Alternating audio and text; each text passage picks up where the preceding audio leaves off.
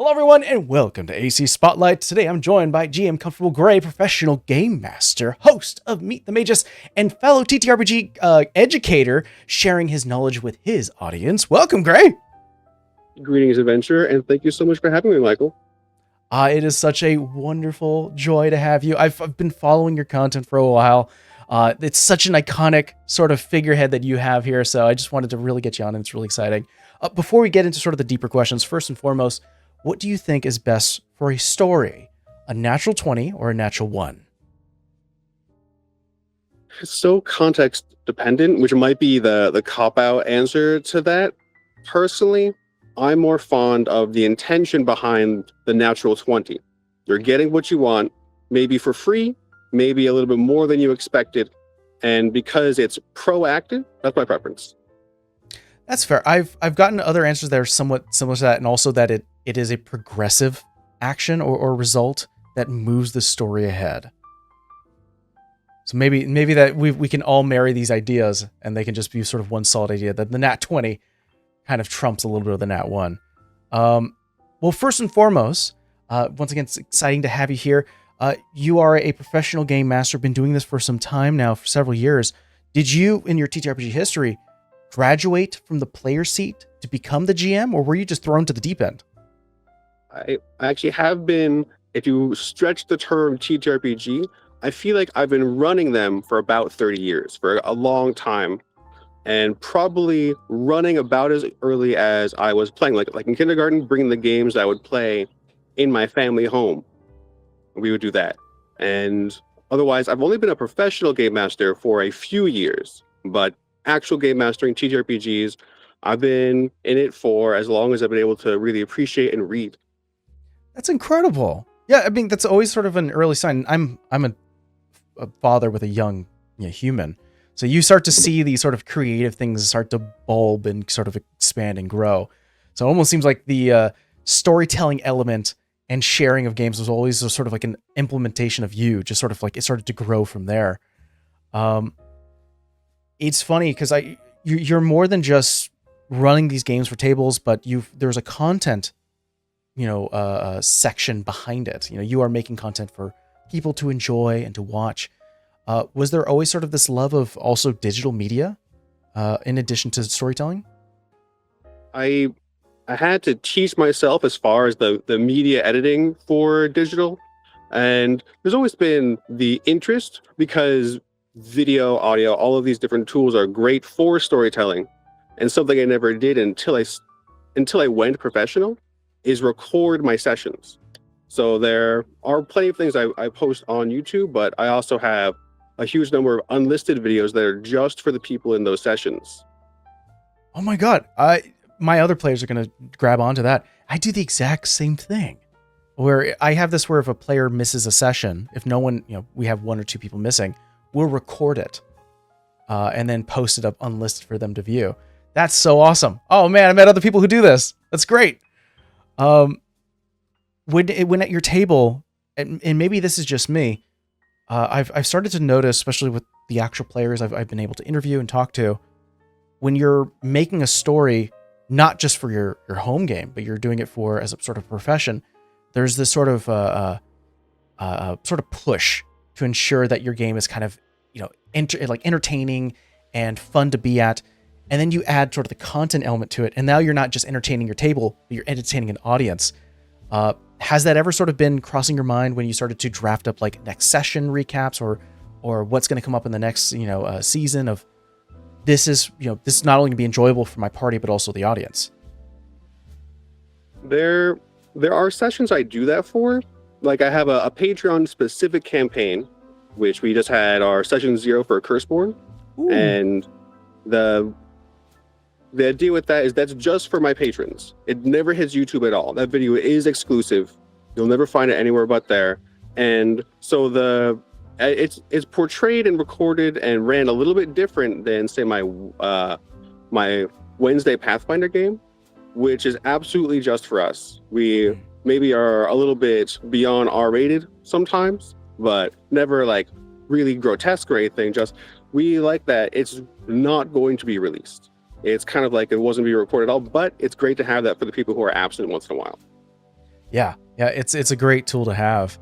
Um, did you have to teach yourself to be comfortable in front of a camera when you first started this, or was it kind of natural? I definitely had to teach myself that. That's a number of things that were another learned skill, that figuring out what works for me, which phones, and my equipment has evolved with my skills, I feel like. Yeah, I think it's funny that that is actually such a good poignant sort of mention, is sort of the equipment used, is when someone who wants to jump into sort of this creative space, actual plays or educational content, it's people think they can just get on their phone and then immediately get, something going. And sometimes this does work, but eventually there is an upgrade stage of, all right, now I'm a little more conscious of what my voice sounds like or how crisp it should sound like and all that. So it's funny that you kind of went through that process, started to learn another aspect of content creation. And I love its experimentation, because I only reference the documentation when I'm trying to learn something new about that. A lot of it's just seeing the buttons that are there and how they work. And I don't usually push it too far. There's definitely a lot more editing or scripting that could go into it, but I also understand that I'm doing everything. So a lot of it is just done quickly and as fun as possible. Yeah, I mean, you mentioned before, prior to the call and the recording, is that you're a one-man army. You're a one-man band. You're doing this all on your own, and I mean, that's a lot of hats to wear. No pun intended. But no, I commend you for that. It's absolutely incredible. At your table, since we are kind of running these stories to be, entertaining for not only the table and the audience, generally what I've learned is most GMs in this space kind of lean towards the rules of cool than is the rules of written. We're willing to bend a little bit for entertainment's sake. I'm a usually betting person. Are you kind of in the same camp of cool over rule? I do have a rule of cool, but I interpret it more as, if there is no ruling for it, that's where we explore the rule of cool. Ooh. If there happens to be rules, we should try our best to go by them. Rule of cool is for the edge cases. Oh, I like that. That's a really good answer. Is there a rule at your table, regardless of any kind of edge cases, where it is written in stone? This cannot be moved. There are my zeroth rules, I call them, for my table. My 3 rules are the golden rule: treat others as you wish to be treated. Very, very simple. The second one is the red rule, which I first saw from Exalted 3rd edition, which explains that you cannot use magic to make player characters to do things that would make players uncomfortable. Oh, so, I like that. You can still do mind control and things like that, but everybody needs to be okay with what you're doing with that power. That's such a incredibly worded and almost like overlapping rule that makes everyone feel safe. That's really cool. Thank you. It's before I even get to my lines and veils. And the third one is the rule of cool, where if there is a gap, let's find the coolest way to handle this. That's awesome. In this introduction, I called you an educator, which is so fitting. Since the first video, and I mentioned before, I've been following your content. The first video I ever saw of yours was the Magic Monday series. How important for you is teaching and breaking down these concepts for reviewers? I feel like it's more supportive. When I'm making these videos, I'm reminding people that I do my best to understand the rules, and this kind of shows the way I am at my table, my tone, my approach, to be as calm and understandable as possible about what is, even with the simplest TTRPG, a complex system. That's great. No, it's always good to share a little of yourself prior to someone feeling, willing to take that leap to go into a table or into a party. You've had your hand on Fate, D&D 5.5, Kids on Bikes, and just to name a few. Most of channels, content creators, TTRPGs, do well enough with just D&D. But why did it feel important to showcase these sort of lesser known systems? I didn't technically start with Dungeons and Dragons, and while it does own its reputation as the greatest TTRPG of all time, the fact is that they don't want us to know that you don't need rules to have a good TTRPG at all. And while having these different sets shows different skills, I think that's what helped me cultivate myself as a game master, is playing other games as soon as possible. That's great. And you started with Pathfinder in your channel, right? I suppose I was probably talking about Pathfinder 2e, which is before the remaster, right, on my channel first. Because, yeah, that's what I was running. But my first actual system, it's probably going to be D&D 3.5. It was the first one I actually played. But before that, it was just the Imagination Zone at school. Oh, I see. Oh, interesting. Is there any other systems that you're aware of that you have not been able to touch upon in your series that you would like to? So this actually came up at the Dex Light convention I just went to, is that something that's very high on my list of my short list of things to play is Mothership. And the table filled up too quickly. I didn't get to play Mothership. Oh. So it looks like I'm going to have to run Mothership sometime this year. You know, it's such the crux of any game master who fits that who's comfortable behind the screen of, I really want to play this.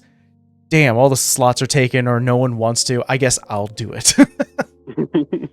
Well, we're the ones brunting a lot of the shoulder weight, which is just really, really funny. The TTRPG community is filled with incredible creators, designers, and more beyond that. And your series Meet a Magus, is filled with depth interviews with some incredible storytellers. Do you, off the bat, remember any kind of interview that kind of blew you away? I love meeting all these kinds of people. And one thing people might have noticed is that there's been 2 waves, maybe 3 waves. The first wave was I just got started. That was like I said, my learning equipment. I learned what I needed to do it properly. So my apologies to Wizard Hat Miles and Cancer Moon Cleric, Jen, you two, for being the ones where I didn't get the audio quite figured out. First wave. And then after that, it's a bunch of other creators like yourself, which I look forward to speaking to you in the future, where the table is turned. And they're the most impressive channel I spoke to in that time was the Buff DM. Yes, wonderful Ethan. Man. Yes, Ethan, actually incredible storyteller. And then the newest wave was I stepped away from that platform and I reached out to just people who are on LFG forums, just non-content creators. And it's been a totally different experience. And of those people, Caleb, the Gentle DM, was the most impressive to me. That's your latest video that's out right now, right? At least at the time of this recording. Maybe. Yeah. Yeah, I was able to watch a little bit of that. It was such an interesting deep dive. I think it's maybe something that's underutilized or not talked a lot about, and something that you've obviously started to do already, which is other people within the space. I don't think networking is talked enough about that. You do have to go out and talk to people, reach out and find people who want to engage with your content.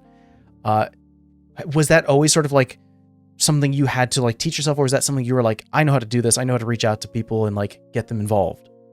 It's probably if I was a World of Darkness character, social would be my tertiary in everything.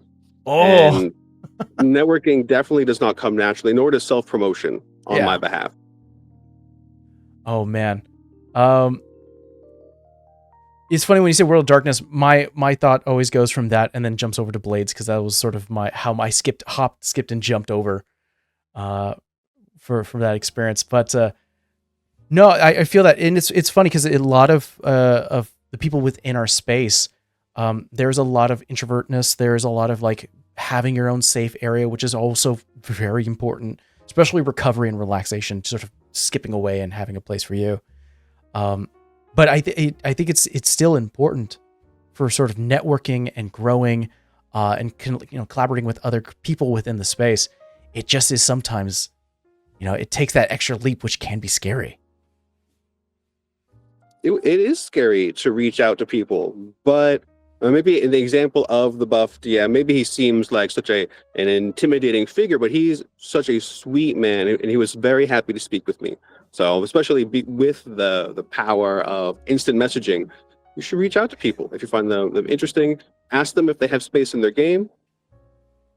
Yeah, I think that's something very important, especially for those watching, is just go out and give it a shot. You never know unless you ask and reach out. And honestly, the worst thing that could happen is someone says, no, I don't have the availability.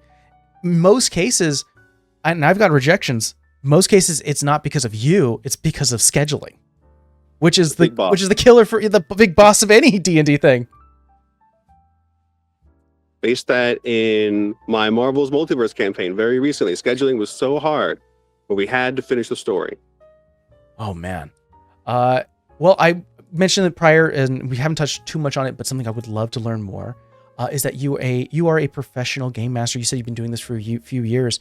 How many years have you been doing this for? So it started in 2022. After I hadn't ran or played games in a long time. I'd played a couple games here and there, but during grad school, I was too busy. Real life had to come first. And then I had to get a job and move out and other very important things. No, that's fair. Something that it's always sort of an important thing to mention to any table is that IRL, real stuff, comes first, prior to any of that. No, that's fair. Now, your look is pretty recognizable.